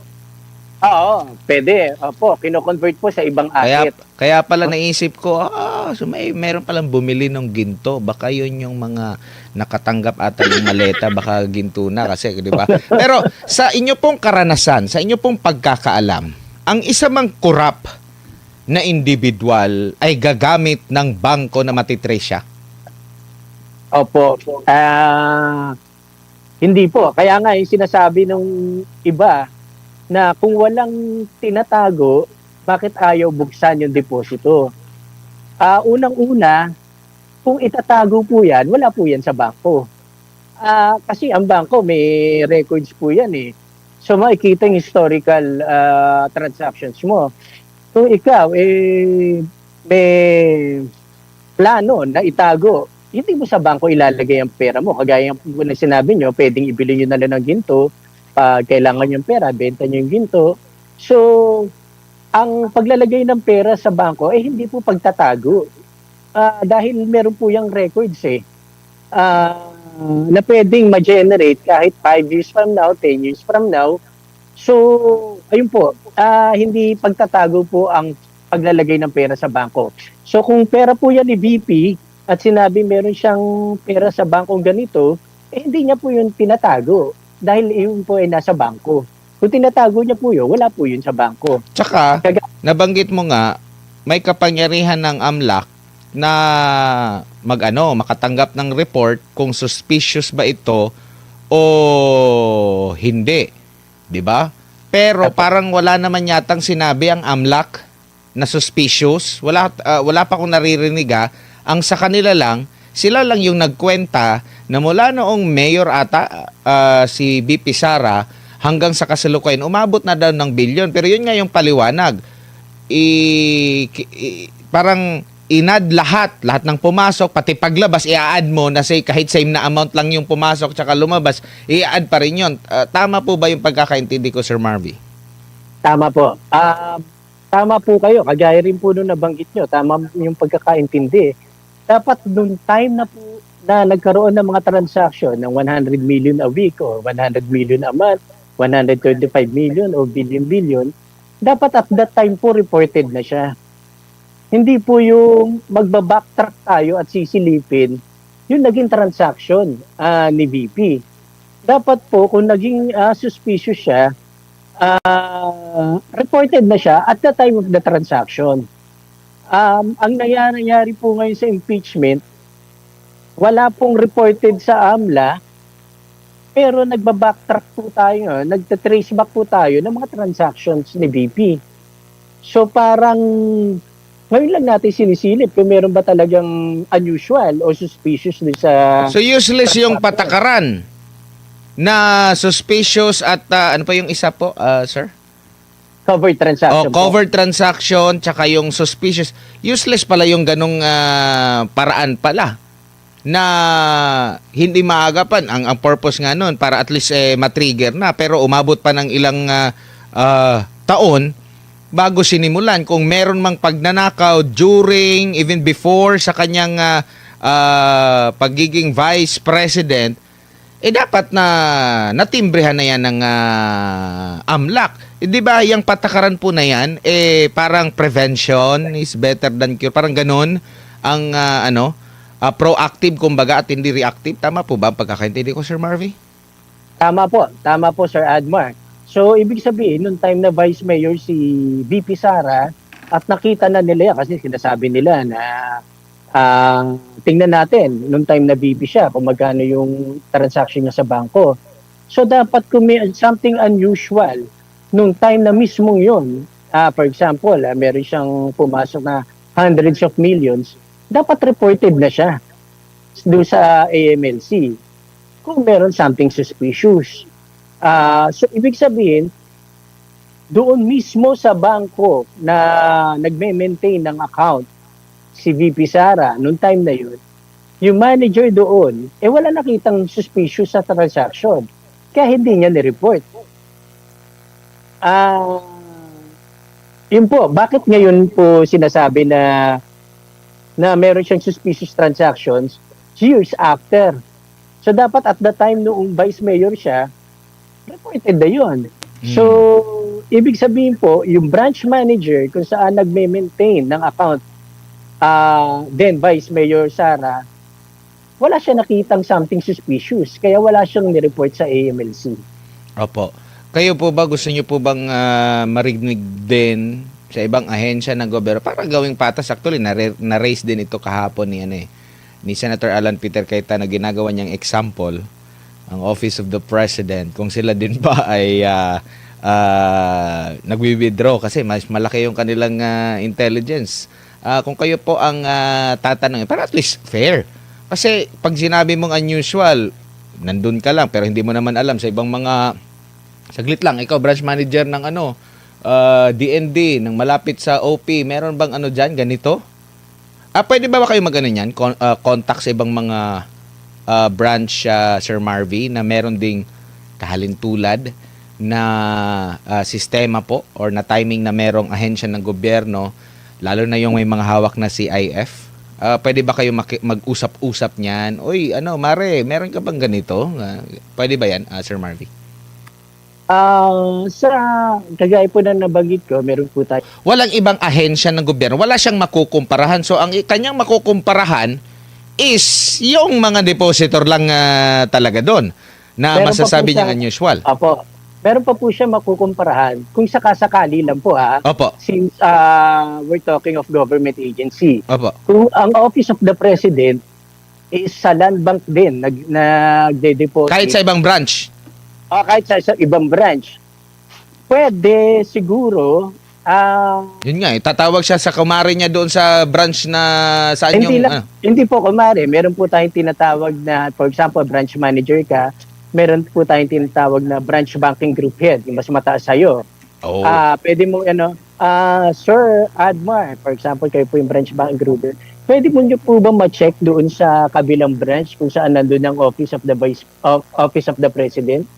Kung yung confidential funds ba nila, ganito rin ang manner of withdrawal.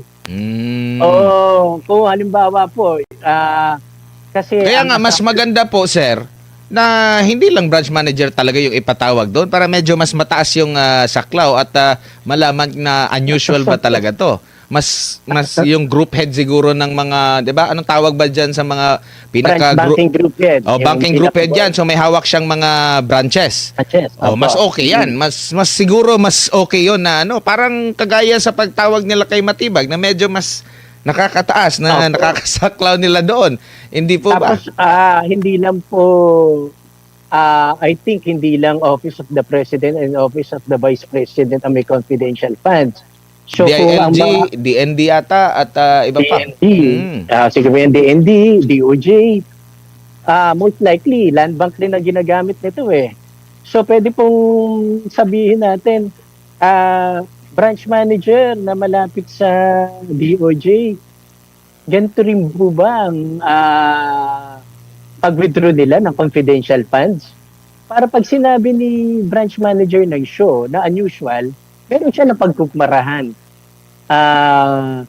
na similar transaction and similar nature ng funds which is confidential.